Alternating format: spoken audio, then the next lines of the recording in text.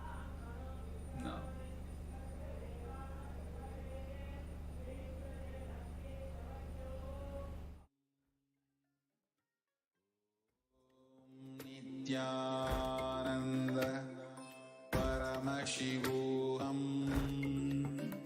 Om Nithyananda.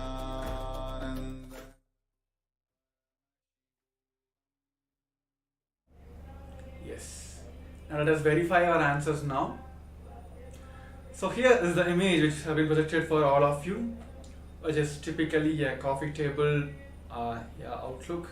The picture taken on the top, which has a plate, a white cup which has a coffee, black coffee, with a few biscuits, and also there are a few tablets and computer, which is a complete white and black setup. So if you are able to manifest, if you have manifested these powers and Paramashiva showed you, please do share in the Zoom chats how you are able to manifest, and also share with your friends and families, invite them to be part of it.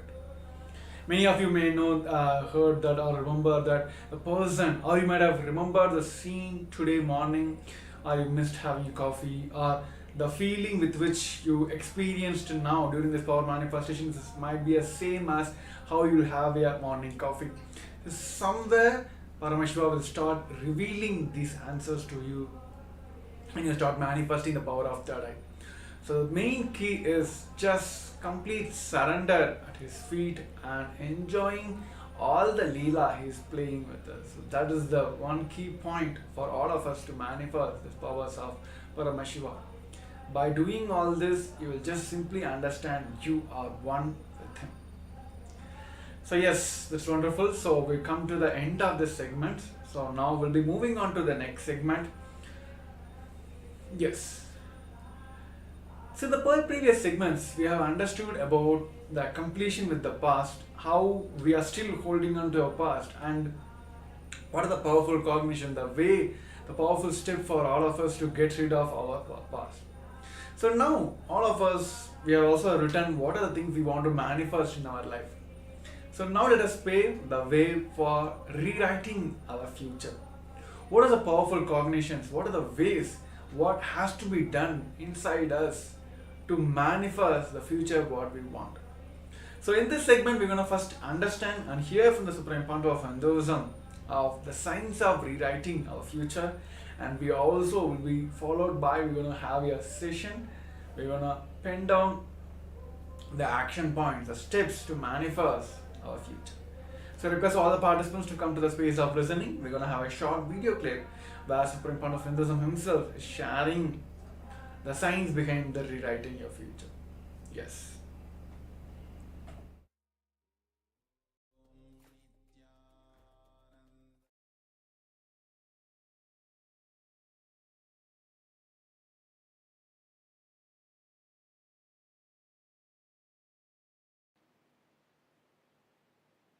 Consider this line, straight line, as present moment.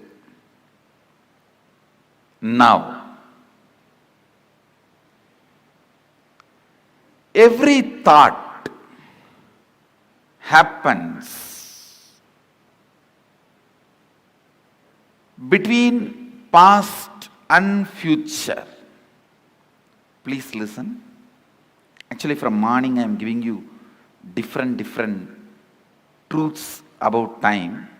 Now all those zigzag puzzles will fall in place if you just grasp this one. All thoughts, it can be as simple as feeling like having a cup of tea, or as complicated as politically strategizing for some victory. It can be as simple as wanting to have a cup of coffee, or as complicated as political strategizing for some victory. Any thought, thought means movement between past and future. Thought means nothing but you move to the past and future. This is past. Let's consider this as past, and this as future.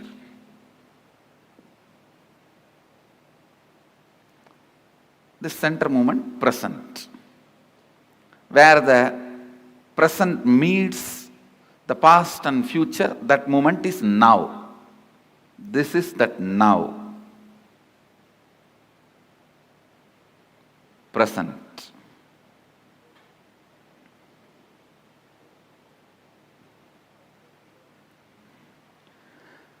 Understand, if these lines symbolically represent time, means this board is the space. Symbolically, this board represents space.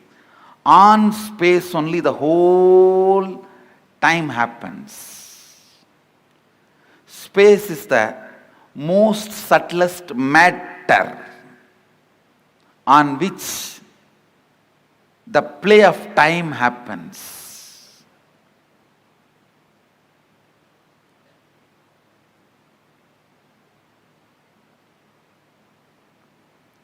Just understand this example. Your movement between past and future is thought. Like you jump from here to there to here, here to there to here, here to there to here. That is what I call your perception about you, life, your existence. Your existence is nothing but the movements. Because till you know your real reality, as of now, whatever you know about you is nothing but your thinking. Am I right? Is there anything you know about you more than your thinking? Anybody? If you know something more about you, more than your thinking, this seat is for you. See, whatever you know about you is all based on your thinking. So, I can very comfortably assume your thinking is your reality, as on now. Am I right? So, it is all about you jumping into the past and future, past and future, past and future. That's all is your thinking. That's all is your, what you call as you. See, what I call as you is much beyond than what you call as you. So now I am talking about what you call as you. It's all about movements between the past and future. And I want you to know, it has a direct utility in your life's balance sheet. So please don't think it is some philosophy, it is some metaphysics, it is some intellectual stuff. Allow every word to enter into you. It can increase your everyday balance sheet. Double. It can increase your everyday balance sheet. So allow this understanding to set into your system.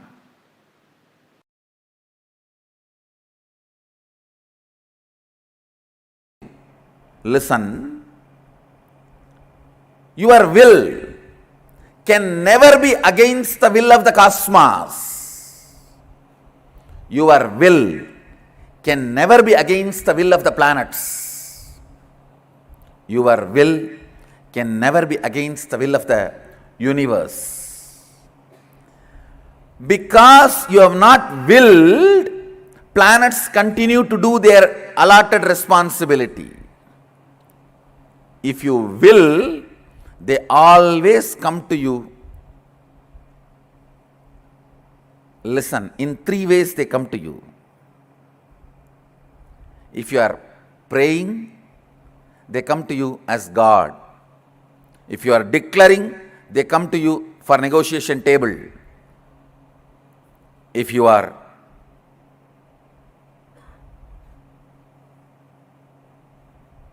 responding from the depth of oneness, Sadashivoham, they just do what you say.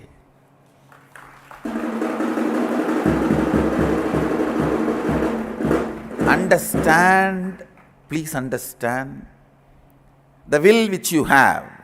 See, all of you have will. That is why you are, even if you want, you can move your hand, you can close your eyes, you can turn your head. Whatever will you have to run your body and your mind, this will and the cosmic will which runs the sun, moon, planets, these two only quantitatively differ. Smaller, higher, that's all. They do not have quality difference. Good, bad, no. God, devil, no. This is one of the major truth. Very important truth. Sanatana Hindu Dharma teaches. I should tell you, Sanatana Hindu Dharma alone teaches.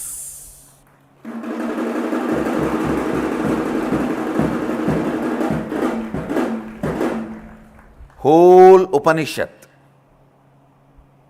introduces you. Shrunvandu Vishwe Amritasya Putraha. You are junior Putra, son of immortality. So there is only quantitative difference. You are small and that is high. Amritasya, the state of Amritatva is bigger and you are smaller. You are Putra of that. But nowhere it says there is qualitative difference. Understand? The ideas you cognize are very important for the realization and manifesting your reality. Understand? The physiology of the reality.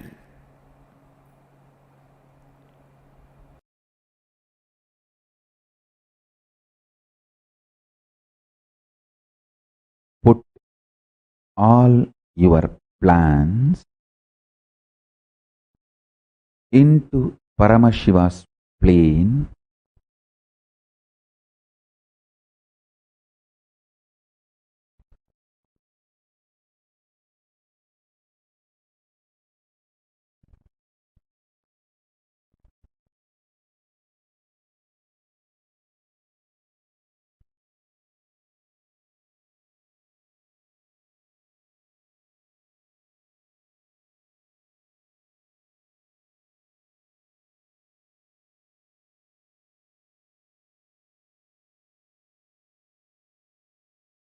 with the grace of Paramashiva. Planets will bless them into reality. Listen. Listen carefully. By experiencing Paramashanta Swarupa of Paramashiva inside you, every time offer your plans about everything into Paramashiva's Paramashanta plane, and he will bless the planet to make your plans into reality. Listen. I'm just mapping the whole science into words, into formulas for all of you to experience, listen intensely.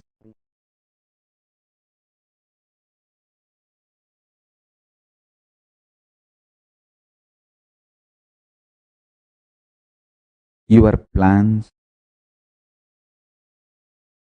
dilute your existence, lower the quality of your existence when you get agitated, when your plans trigger your personal fear or greed, adds stress to your personality, and it dilutes the quality of your existence, neither the plans get fulfilled. Even if they get fulfilled, by the time you are tired, frustrated, bored about your own plans and you don't enjoy them or their result. Listen carefully. In my life, the greatest gift I received from my Guru, Arunagiri Yogishwara, is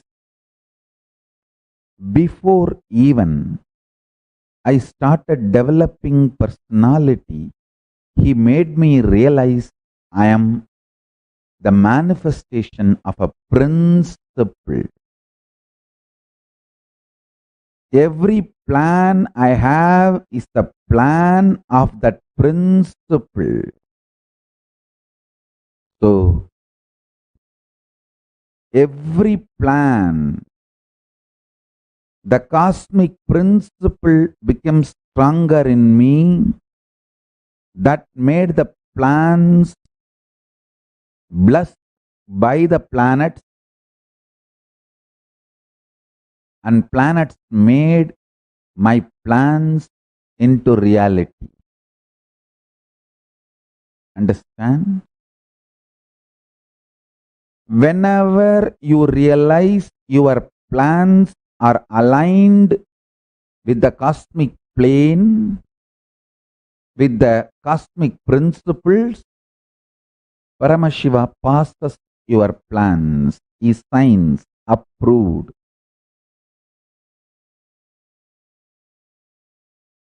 Executive order by the President of the Cosmos, Paramashiva, and he blesses planets, execute it with tremendous joy and bliss and ecstasy. Understand? Let me repeat. The greatest blessing I received from my gurus, Guru Parampara, is before even I started developing my personality or the individual identity, they made me experience I am the manifestation of the great principle. The cosmic principle.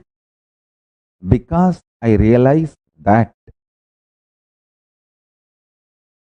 I saw my every plan is the plan of the cosmic principle. It is from Paramashiva's plane.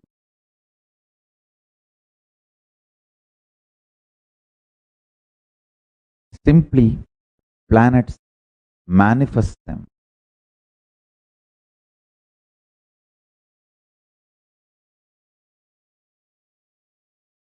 In your life, if you start understanding your every plan is aligned to the cosmic plane, simply planets will make them into reality. Anything which is not aligned to the cosmic plane, you will automatically drop them without any delusion or pain or confusion. I want you to know, dropping your plans is not something difficult or new for you. You always think, oh, dropping my plans is like literally taking me away from me. No. You have done billions of stupid plans in your life, and you should feel blessed that they all have not become reality. So dropping your plans is not something new. Most of the time you not only drop, you even forget your plans. In a way, that is a blessing. Paramashanta Swarupa, adding more and more peace in you will make you realize your every plan is connected to cosmic plane, and listen. Listen carefully. When you feel your plans are cosmic plane and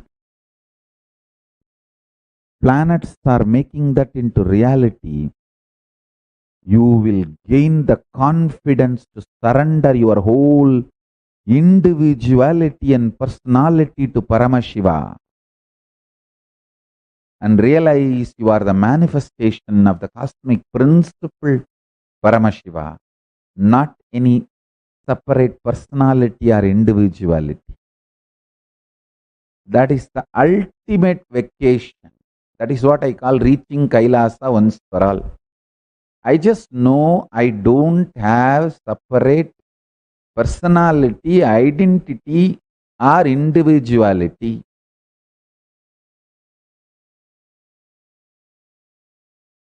I am just a manifestation of the cosmic principle, Paramashiva.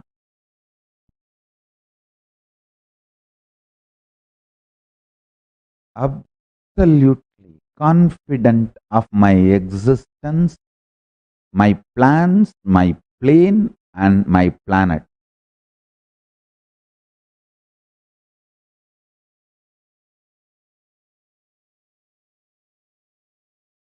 This is what I call reaching Kailasa once for all. Relaxing in Kailasa.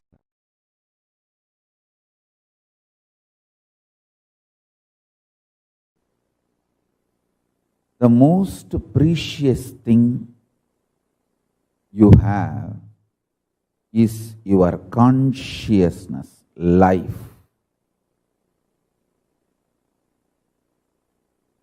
It can be molded, manifested as you want just by your Ichcha Shakti.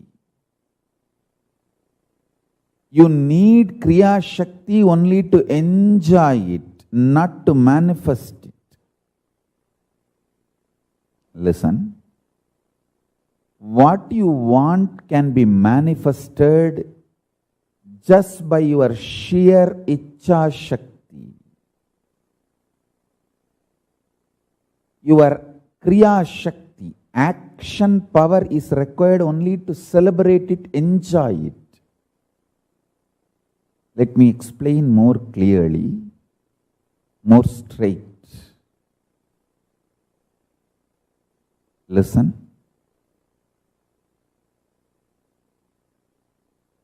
You want a healthy body to enjoy this world. That can be achieved just by sheer Ichcha Shakti. One of the biggest problem all human beings feel that they need to do a lot of actions, they need a lot of Kriya Shakti to achieve anything they want, health or wealth or enlightenment or powers. That is delusion. Please understand, you need sheer Ichcha Shakti, means will, desire, that's it. The desire itself is capable of manifesting Kriya, the action power. Listen to these three words. Ichcha Shakti, your desire power. Power to desire, will. Kriya Shakti, power to work intensely and manifest. Jnana Shakti, power of enlightenment, knowledge. See, one of the biggest problem all of you have is your delusion that too much of work is needed to achieve anything. Whether you want health, oh, I have to get up and do yoga, stretch my body. Only then I can have health. If I want wealth, I have to get up and go to office and work like a dog, day and night. Only then I will have wealth. First of all, you don't understand, no dog works.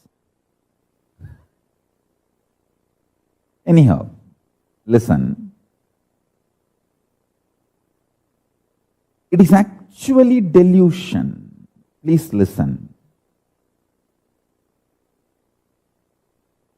Your sheer power to desire, Icha Shakti, gives 99% success. 99% means 99.999% success is your sheer desire power, Icha Shakti.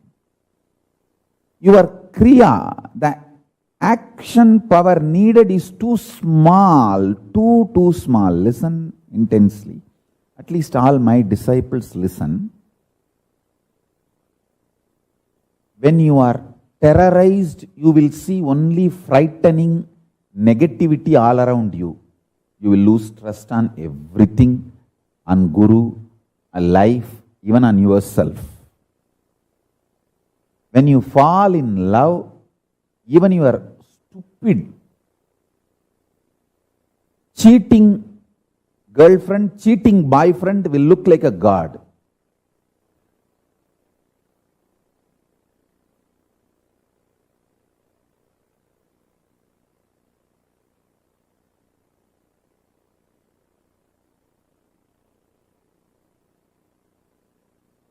So your opinions are delusion. Don't build your consciousness, your life based on your opinions. Build it based on the true wisdom, true knowledge, right understanding about life. I tell you,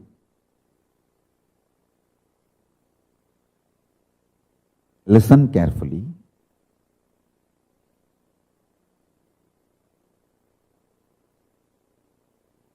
I'll give you this one example. I'll take the example of your health. That's the most important thing. So I'll touch that example. You apply this principle in every aspect of your life. I'll give you the example of health. Listen. You always think if you need health, you need to do yoga, gym, diet. Too many things are involved in your health. And the moment you think about all the actions you need to do, you get tired and you give up on your health, your idea about your health. I tell you, only thing you need for your health is your willpower, desire to be healthy. Just go on building that. Imagine you already have a healthy body. How it feels to be a healthy.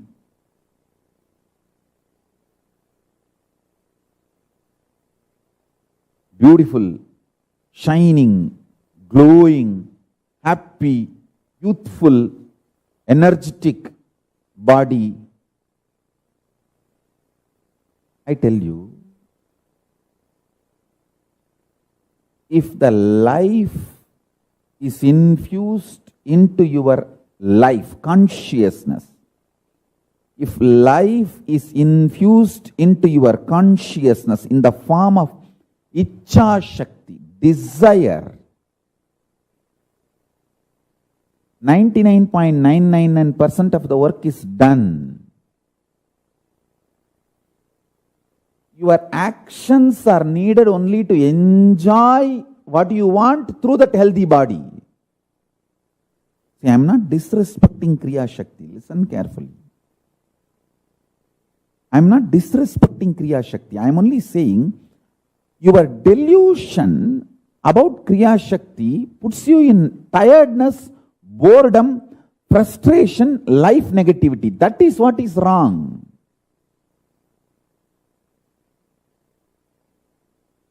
Many of my own disciples, I can list, I can name, your sheer delusion, fear, puts you in life negativity, frustration, and due to that frustration, you actually destroy your health and lose your life.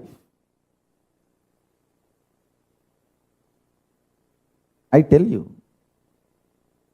fill yourself with desire, intense desire for health. Icha Shakti. Icha Shakti is too powerful. Without even your knowledge, it will push you and make you do all your homework, your yoga, your gym, and your diet, everything without even your knowledge.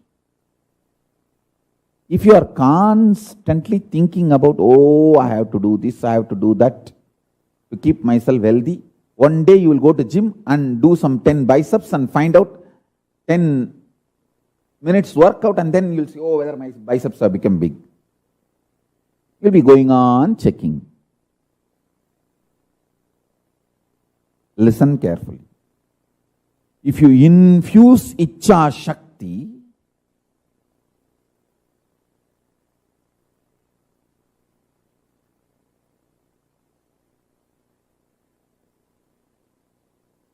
desire to be healthy, you will see your whole life aligns, cosmos aligns itself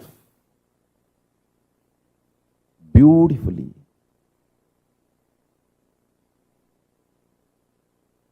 I am not telling all this to make you as a good human being or better human being. No. If you listen to all this, you will become good human being, better human being. Is different. My interest is not just making you as a good human being or better human being. My interest is to make you conscious human being, enlightened human being, enlightened being. I am telling you, your Icha Shakti, desire power, is intensely capable, powerful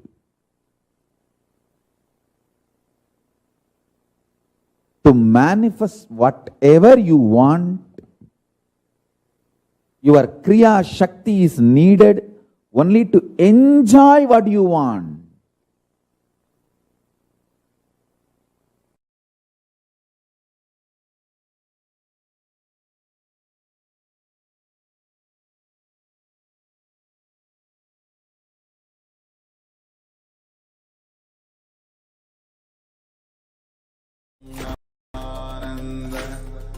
Paramashivoham.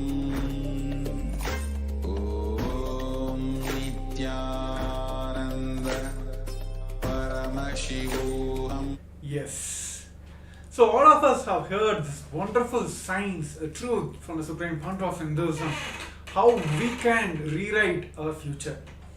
Supreme Pontiff of Hinduism always says that, and it has also been very described in the Sanatana Hindu Dharma, that all the human beings have our own engraved powers. Whatever we want to manifest in our life, we have all the capacity, energy to manifest in our life.